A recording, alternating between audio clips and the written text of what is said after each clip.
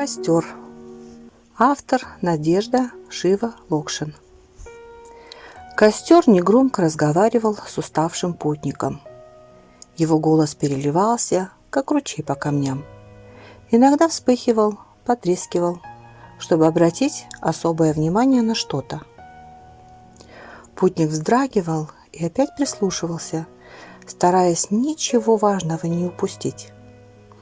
Ведь не каждому удается побеседовать с костром вдали от человеческого жилья. Кто развел его? И как удалось путнику выйти на его манящий свет? Это потом эти вопросы будут мучить человека, а сейчас это было сродни волшебству из далекого детства.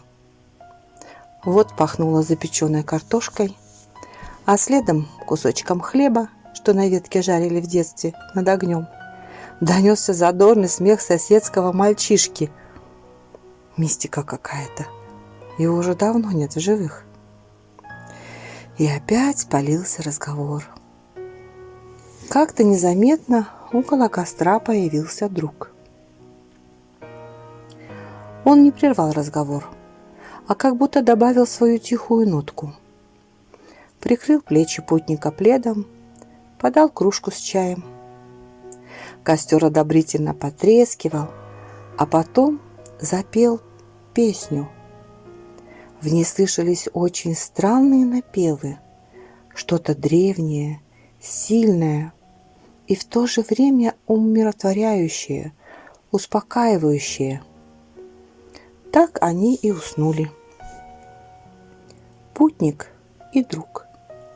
И что удивительно, они смотрели общие сны и видели, как в костре горят не дрова, а их взрослые проблемы.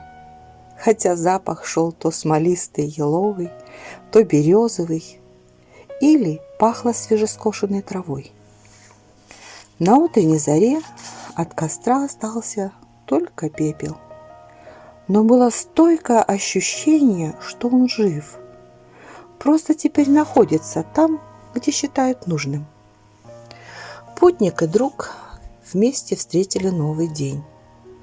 Их окружали старые березы, которые шептали ту же песню, которую ночью пел им костер.